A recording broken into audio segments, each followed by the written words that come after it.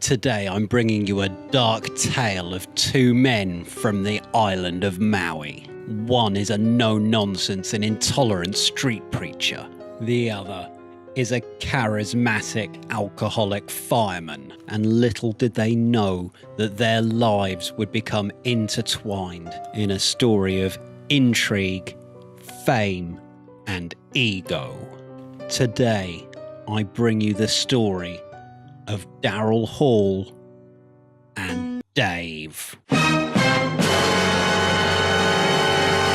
But first, let's play my high quality intro. Bring the plans, Beanie Boy. I, Captain Huff and Puff, pronounce the moon Beanie Land, the happiest land outside the earth.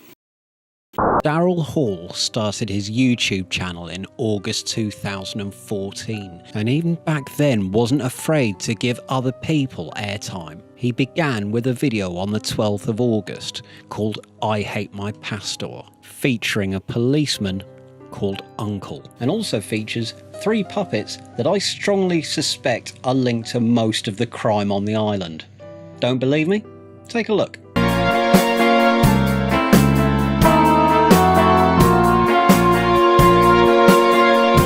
If at any stage major shipments of cotton and yarn go missing, I would strongly suspect that these 3 are heavily involved.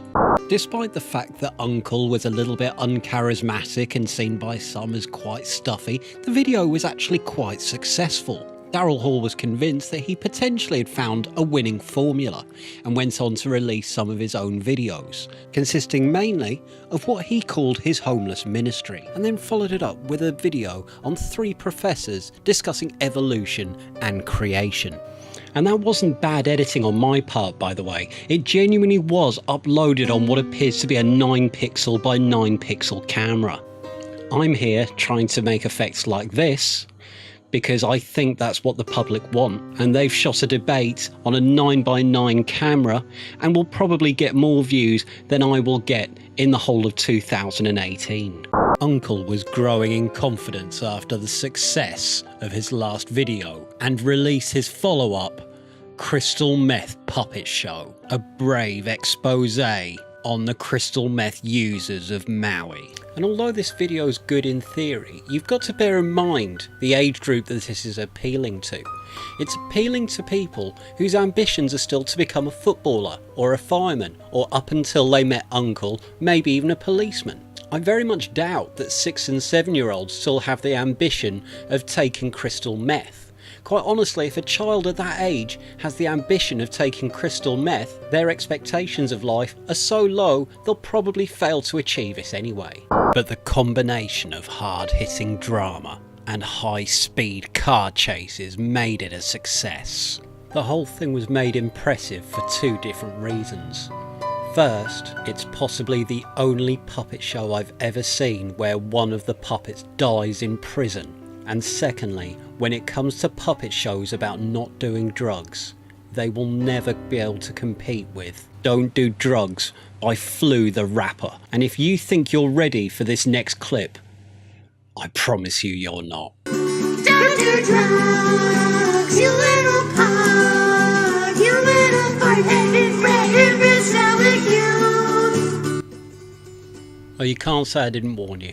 And if you take this advice, you can settle down with a beautiful wife.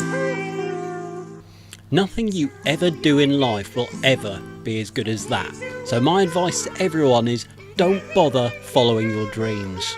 Crowded life. And don't do drugs, you little crowd. I'm not afraid to admit, I've listened to this song 5 times now and it is completely stuck in my head. I'm going to end it now and put you out of your misery. Following the success of Uncle's previous videos, Daryl Hall knew he needed to step up his game and found increasingly elaborate ways to get views, pushing the boundaries of good taste. I'm no theologian, so I'm not going to claim to know how Jesus would feel about clickbait. But all the same, you have to be impressed with some of his thumbnails. Bearing in mind this was 2015, and this was before most people worked out that a thumbnail can make or break a video.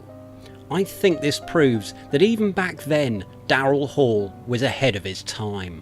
Daryl Hall made the decision to make a video called Merry Christmas, an attack on celebrating Christmas itself.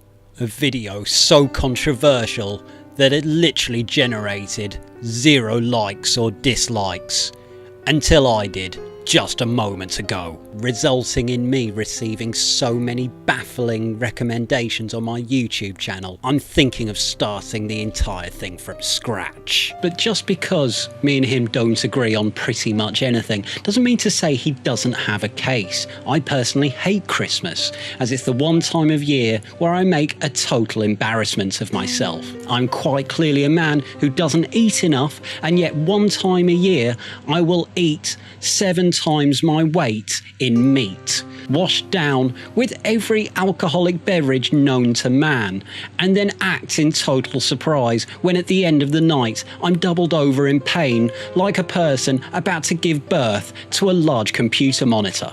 Even if you weren't a believer, do you really want the burden of Christmas? No. No, once you're over 25, Christmas is actually an awful thing, and that's not to mention the chronic stomach pains, although I think I may have covered that already. And TV during that time is absolutely awful. There shouldn't be a time of the year where it's acceptable for Noel Edmonds to be the face of TV. So no, I actually think you make an excellent point. This non-believer is actually behind you on this one. You're having a hard time right now. I give you permission to take a vacation from Christmas. Oh, I could just take a vacation. Just like that, could I? I could just say to my girlfriend, you know what? We're not going to deal with the stresses and strains of family life this year. Nope, instead I'm going to take on a once-in-a-lifetime trip away somewhere where we can just be together and be happy and appreciate each other and see things that we've never seen before. Like she'd probably love that, actually. I'm starting to think this guy is actually talking a lot of sense. Take a Christmas vacation this year. Just once. No commitment. Just take a Christmas vacation one time and see what happens. Yeah, could go to Iceland. I've always loved the idea of going to Iceland. I'm not sure why. I think Danny would love it as well. Actually sounds pretty good, doesn't it? Or at least that would be the case. Unfortunately, I'm using his footage under fair use, which means I'm either doing this for criticism and or commentary. But as I'm not actually criticising what he's doing, in fact I'm wholeheartedly agreeing, I could potentially be on shaky ground. So from here on, pretend that I disagreed with everything he said. Even if you weren't a believer. Boo! I disagree with everything you just said. The video didn't prove to be a hit at all. In fact, until I watched it 8 times, it was in fact the lowest viewed video on his YouTube channel. Frustrated by his edgy video backfiring, Daryl Hall reverted back to old school videos, going back to the homeless mission and Save from Hell, the salvation testimony of Darren Hall. Uncle took to the streets and performed an outdoor show where he changed role from policeman to taxi driver. And I can't say I blame him either. Being typecast is one of the most frustrating situations for a professional actor. For example, take beloved UK actor and Cockney hard-boiled egg Ross Kemp. As far as I'm concerned, because he spent years playing the role of Grant Mitchell in EastEnders, no matter how many war zones you put him in and how many drug deals he exposes, as far as I'll be concerned, I'm just watching Grant Mitchell, the Grand Tour.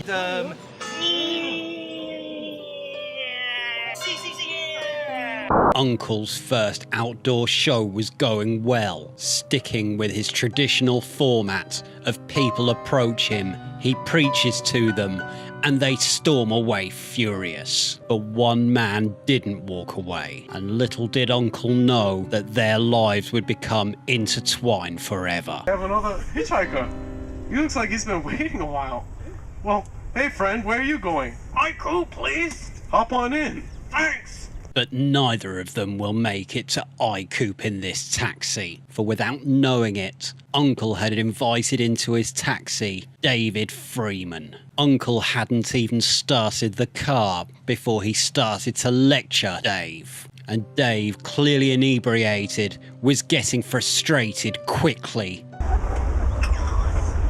I drink responsibly! But Dave had not been drinking responsibly. Reports have been conflicting. It'd been reported that that day he could have drunk up to 3 litres of vodka, 2 bottles of gin, and those weird little shots that come in test tubes that you only seem to get in supermarkets. Dave was in no position to see the light.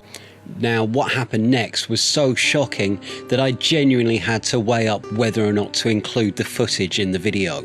Obviously, YouTube have very strict terms and conditions on violence in their videos, but seeing as it's for the purposes of education, I felt it was necessary to include it. I have been in talks with YouTube for quite some time over whether or not we could use this footage. We've finally come to the conclusion that we can, providing we are in no way condoning or inciting what happened. The last thing that I want to do is encourage copycats. If anyone's of a weak disposition, I recommend you stop watching now, as the following scene contains quite graphic violence. Weaklings! I think I went out right here, you backwards caveman! Okay, well, may God bless you, and I will be praying for you. I don't need your prayers! Don't need your prayers! And so begins one of the most shocking stories of YouTube.